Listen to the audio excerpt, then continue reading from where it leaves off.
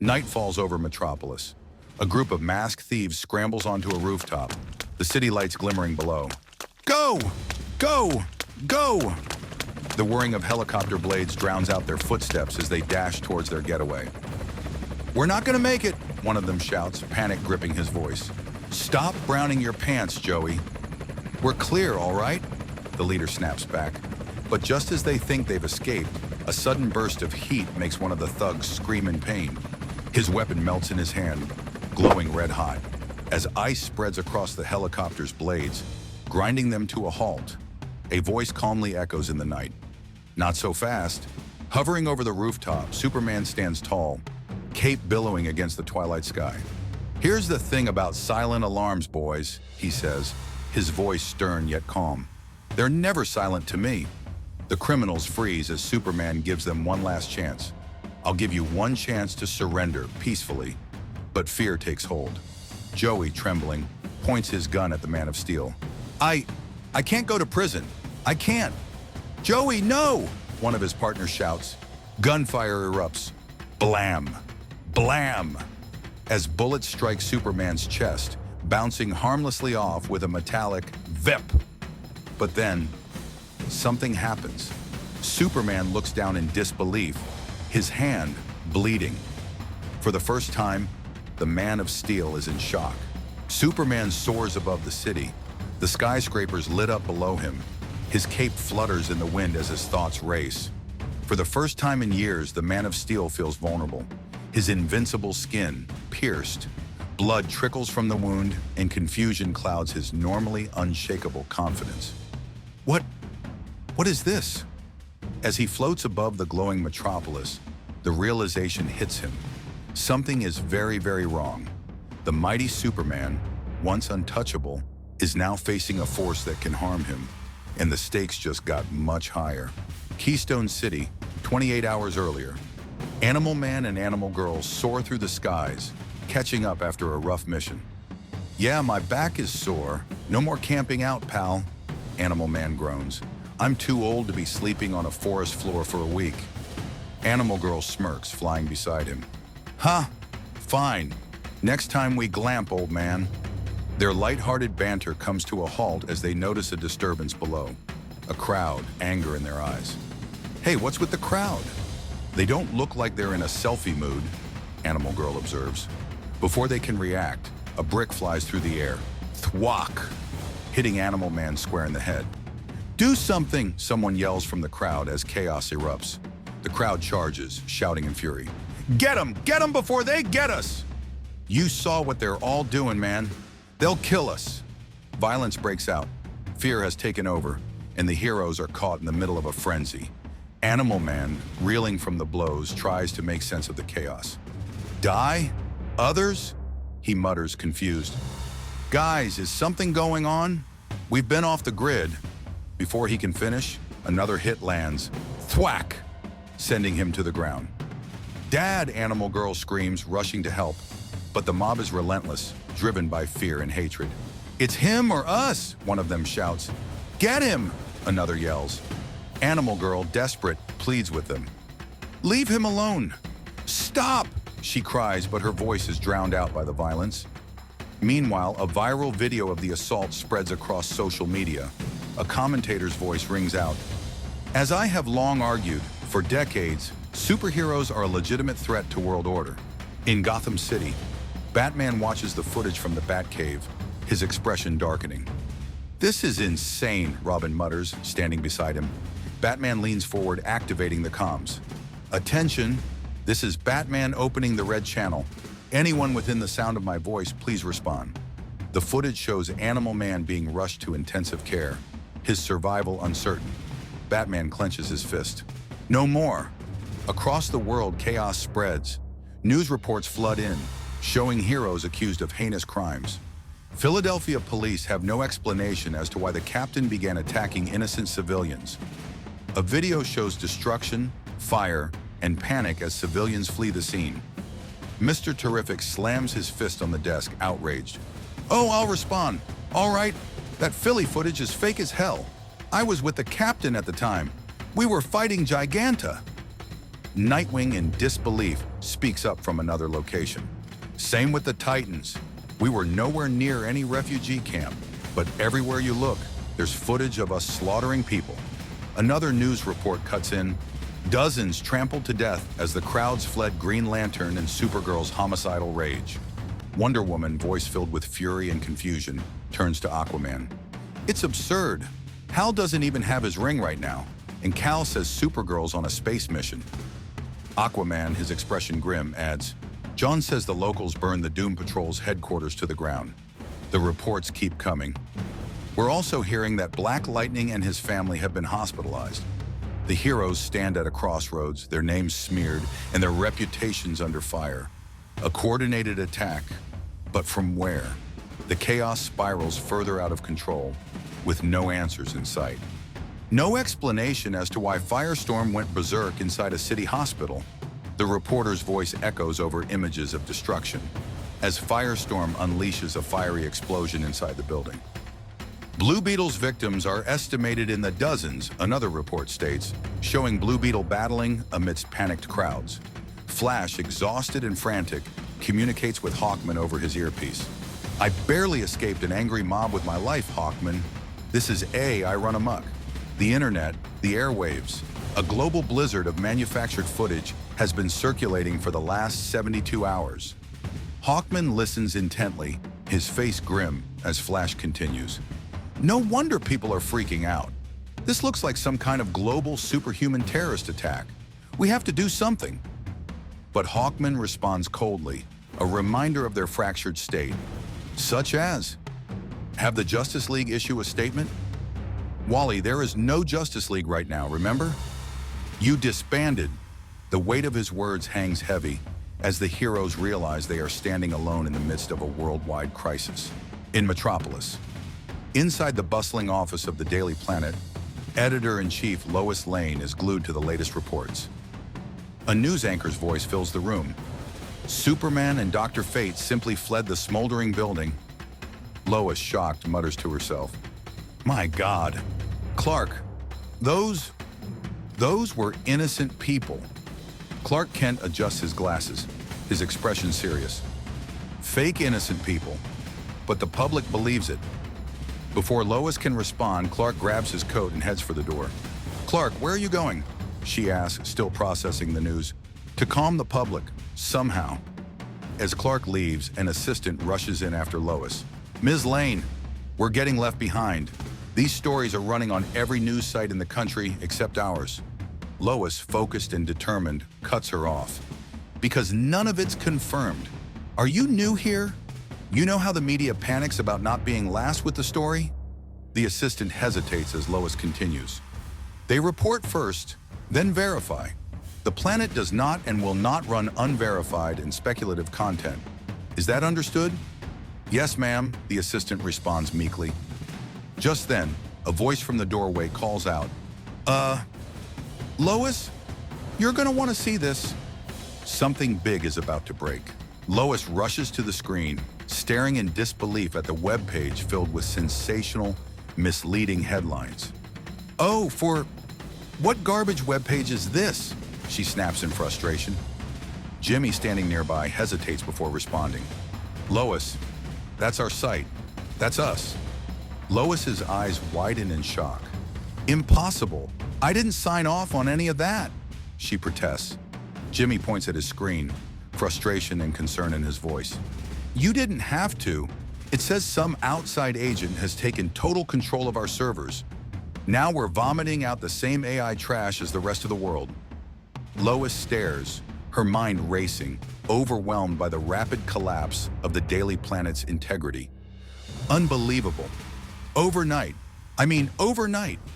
How could something like this happen so fast? As Lois grapples with this new revelation, a voiceover cuts in, a chilling reminder of how deep the conspiracy runs. Be advised that, effective immediately, I have deployed a plan of action that will eliminate their threat once and for all. In a darkened room where Amanda Waller sits, her expression unreadable, hands clasped in front of her.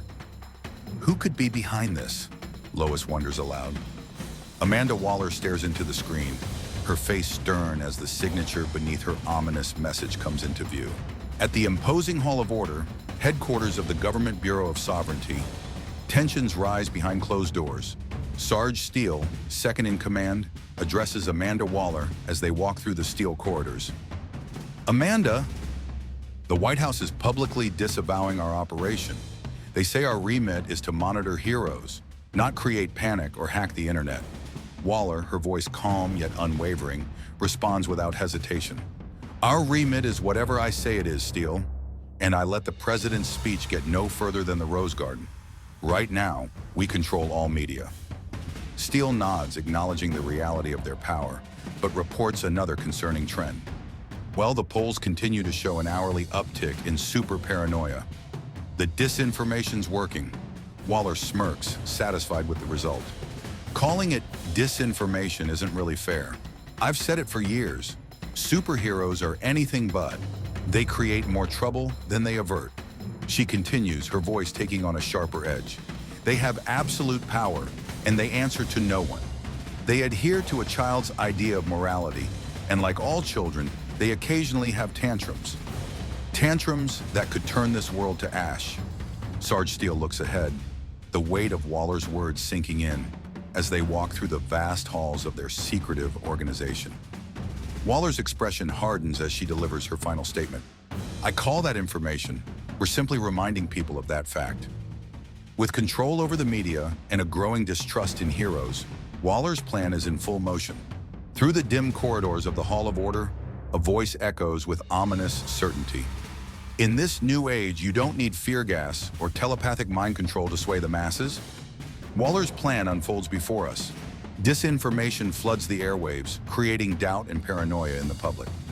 Just refine the message. Superheroes are coming for you, and repeat it 50,000 times. In plain view, a sinister figure, the bride of Brainiac, a sentient ultra-computer, now under Waller's control. This is no ordinary machine. Once an attempt by Brainiac to create a mate, she now serves Amanda Waller, the linchpin of her entire operation. The bride's wires stretch like venomous tendrils, controlling everything as Waller's voice lingers in the air. A machine born from chaos, now the ultimate weapon for order. The stakes have never been higher. The world manipulated teeters on the edge. The war against metahumans has begun, but it's not just Amanda Waller's ambition fueling it. Failsafe, the knight without mercy, stands tall, cold, and calculating. His mission? Ensure balance through force. As Sarge Steele questions the morality of their actions, Failsafe remains unfazed. For him, it's all about control, about achieving worldwide order, no matter the cost. This war has been brewing for years, Failsafe reminds him, as Amanda's war escalates into a conflict that could tear the world apart. Heroes, now seen as agents of chaos, must face an enemy with no mercy. The battle lines are drawn, but victory won't come without sacrifice. Amanda Waller stands in the shadows, her voice cold and calculating. A want can be achieved, but a desire is a void that nothing can ever completely fill. Her plan is unfolding, Task Force 7 ready for deployment. A squad assigned to eliminate targets, heroes standing in her way. Dreamer, drafted into Waller's suicide squad, enters the room, uncertain but prepared. Stand by, Ms. Nall. We may need your dream-walking skills soon. In presence, Failsafe, the emotionless enforcer, prepared for action. When they're done, Failsafe declares, we will finally have order in this world. Amanda's cold voice cuts through the room. The word is given. Failsafe nods, his eyes gleaming with precision. Task Force, begin the hunt. At Titan's Tower, Cyborg struggles against a powerful force, circuits sparking as he pushes through alien firewalls.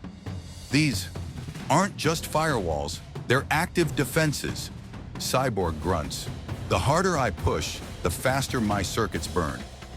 Meanwhile, in Gotham City, Oracle watches in disbelief as misinformation spreads like wildfire. The pollution's spreading, Oracle says. Now there are fake videos of pundits debating the authenticity of deepfakes. Batman and Robin swing through the night, focused on countering the attack. I pulled in Doc Magnus and Freddie Martin, Batman says. You're our only hope of slowing these hacks. In Bloodhaven, Nightwing joins the fight, rallying to shift public perception. We need to be seen countering the narrative, Nightwing says. This is Amanda Waller's doing. I know it.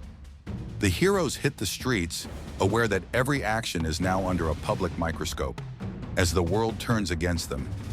In London, a fierce battle erupts as John Johns, Blue Beetle, Booster Gold, Fire, and Elongated Man fight against overwhelming odds. Remember, there is safety in numbers. Stay grouped and find others whenever you can, John urges, his voice cutting through the chaos. Meanwhile, in South Carolina, Red Tornado and Natasha Irons rally the remaining heroes. They must know how crucial it is to stay visible while we strategize, Red Tornado emphasizes. It's the only way we're going to regain the public's trust. Suddenly, the scene cuts to Superman, his image locked onto a digital screen, his power level being monitored, the stakes rising higher as unseen enemies prepare for the next move. The fight to restore trust and survival continues. Metropolis. The city is still, but the silence is shattered by gunfire. Blam! Blam! Superboy reacts instantly. Gunshots! Well, coming from... He spots something that stops him cold. His father, Superman, falling from the sky. Dad! John shouts, racing toward him. As John catches him, panic grips his voice. Connor, he's been shot in the chest. I can hear his pulse fading. Connor, shocked, asks, how? He's Superman. Meanwhile, in Keystone City, the team struggles to make contact. Metropolis, come in. What's going on? Superman, the symbol of hope, is down. The world is about to change. John, Kent, and Connor fly through the night sky, Superman's limp body in their arms. We gotta get him to a hospital. Hurry, John shouts, desperation creeping in. As they race to save Superman, Connor frantically contacts Batman. Batman, this is Superboy. Superman's lost his... Suddenly, Superman begins to shimmer and distort. Powers, John screams, but it's too late. The two heroes begin to glitch, as if reality itself is slipping away. In a flash of light, they are thrown down to the streets of Metropolis, crashing with a thunderous impact. John looks around in confusion. Superboy? The once powerful figures are now powerless, and the mystery deepens. Chaos unfolds as Batman, in the Batcave, urgently calls out, Superboy, do you read me? Superboy! Oracle responds, monitoring the situation. The deepfake footage, it stopped cold. Suddenly, a new broadcast takes over the global feed. Amanda Waller's face appears on every screen. Good evening, she begins, her voice calm and calculated. I'm Amanda Waller, and I am here to help. In Georgetown, Wonder Woman and the Justice League watch Waller's message with suspicion. Waller, Wonder Woman mutters, her face grim. Nightwing's warning echoes in her mind. She's had metahumans in her sights for a long time. The battle for control is far from over, and the heroes realize they are now targets. The Justice Society of America battles furiously in New York, chaos surrounding them. Lantern! Stargirl! Look out! Shouts Wildcat as the team comes under siege. In the background, Amanda Waller's voice continues her cold broadcast. We no longer need to live in fear, not for ourselves and not for our children, Waller declares. Effective immediately, we are dispatching our ultimate solution to the superhuman threat. Cut to Maine, where Aquaman, Tempest, and the Doom Patrol are locked in a fight for survival. Waller's voice echoes, even as I speak, my task force is ending the threat, permanently. The war against metahumans has begun, and Waller's deadly plan is in full motion. Batman and his team stand on a rooftop, piecing together Waller's next move. Waller would never show her hand unless... Batman's voice trails off as he realizes the gravity of the situation. How could I have missed it? Unless she thinks she's already won, he mutters, a look of shock crossing his face. Before anyone can react, an explosion erupts beneath them. Waboom! Sending Batman and Robin diving for cover. As the smoke clears, the stakes rise. Waller has escalated the game, and Batman knows the worst is yet to come. In Central City, the Flash family races against time, but something is terribly wrong. Batman, send help! Wally shouts. Central City's under assault. Across the world, chaos reigns as Batman and Robin realize the grim truth. "Damn it," Batman growls. "We played right into her hands." Explosions rock the city as Batman reflects on Waller's master plan. "All this time, I thought she was playing chess, that I could outwit her." His eyes narrow in frustration. But she's not playing chess. The realization hits hard. Waller's strategy is far more brutal, and the heroes are already behind. The battle intensifies as armored soldiers storm the streets. Batman's voice cuts through the chaos. "She's rolling tanks," he shouts, his voice laced with urgency. Massive, high-tech armored warriors, Waller's soldiers, march through cities, overwhelming the heroes. The skies flash with energy as these behemoths close in, their presence unstoppable. The Justice League faces their most relentless enemy yet, a force designed to crush the very symbols of hope. The heroes are outnumbered and time is running out.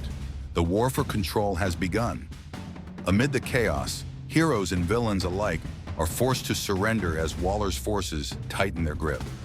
"Surrender is pointless," the cold voice commands. "If you have superpowers, we will take them." In the battle, magic users are targeted next. If you use magic, you will no longer remember how to conjure it. Dr. Fate struggles and John Constantine watches in horror as the Spectre is unleashed. "Spectre, go!" the command echoes. But Constantine hesitates, his voice trembling with disbelief. "Spectre?" The balance of power has shifted and the heroes are losing ground fast. The battle reaches a critical point as Wonder Woman struggles against a familiar foe. "Batman, the power thief! It's Amazo!" she cries, her strength being drained. But this isn't just one Amazo. "Amazos, plural," the villain corrects, his voice cold and mechanical. Interconnected through Failsafe into an all-seeing hive mind. The heroes are being overwhelmed, their powers stolen, and Failsafe's control spreads further. "Everyone listen to me," Batman commands. "These aren't isolated strikes. This is a blitzkrieg." The battle for survival has escalated, and the heroes face an unstoppable, coordinated assault. The battlefield is chaos. Heroes retreat as Amazo crushes Superboy, his power draining rapidly. "Everyone who can escape, retreat now," Batman commands. Waller doesn't know about this frequency, but Batman's voice is interrupted by a cold response. "Incorrect, Bats." Green Arrow steps forward, his allegiance now clear. "I'm on the right side of history," he says coldly. "I've warned you all. You super folks don't appreciate being looked down on. Society's real problems? You haven't fixed them." He glares at Batman, a chilling finality in his voice. "I'm on Team Waller now, and we're coming for you." The battle lines are drawn, and trust is shattered. As Waller's plan unfolds, the heroes find themselves trapped with no escape. "There's nowhere to run, pals. You're done," declares one of the Amazos, his power overwhelming. Amanda Waller has brokered a deal with the United Planets, sealing Earth's fate. No help is coming, not even from the stars. In London, Martian Manhunter struggles as the Amazos mimic his every ability. An Amazo can do anything you could, John. With your powers, he can even be invisible. A cry of pain follows as the heroes are struck down. The multiverse is barricaded. Earth's heroes are losing ground fast. The future looks bleak. Green Arrow, now on Waller's side, seals the fate of the heroes. "We've sealed away the time stream and the microverse," he declares coldly. Redwing soars over Metropolis, realizing Waller knows all their secrets, leaving no room for escape. Across the globe, heroes confront the harsh truth. "No exits, no hope," echoes through their minds as Flash and the others race against the impossible. Their every move anticipated, their escape routes blocked. Waller's grip tightens and the heroes are cornered, facing an inevitable downfall. The heroes, battered but not broken, face the terrifying might of the Amazos. "I know you're thinking, we've fought Amazos before," a voice echoes through the darkness. "But this isn't like before. The rules have changed. If we can destroy them, our powers will return." The heroes rally in desperation. But as the deadly red targeting system locks onto them, the chilling response comes. "Sorry, those are the old rules." The battlefield is set, But this fight is unlike anything they've faced before. This is a new design, new technology, Failsafe declares as the battle reaches its critical point. Superman lies lifeless in Batman's arms, while John Kent cries out, "Dad! Dad!" Wonder Woman and Superman, beaten, bloodied, their powers stripped away forever. The battlefield is littered with heroes, broken and defeated. "Your powers are never coming back," the chilling words echo. The shots have been fired. The blitzkrieg has begun.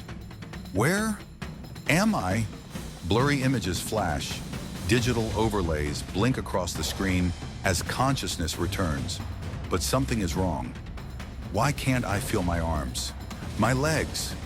An eerie calm washes over the voice. Why is it so cold? A single red eye opens, a cybernetic lens, tracking movement as the chilling question lingers. Who? The true nature of their captivity begins to unfold, but the answers are even more terrifying than the questions. Who am I? Connor Kent, Superboy, wakes to a horrifying reality. Wires and tubes pulse as they siphon his power, his identity slowly slipping away. Strapped to a machine, torn between man and machine, the very essence of the Kryptonian hero is fading. His mind races, memories fractured, as he struggles to recall his true self. Who am I?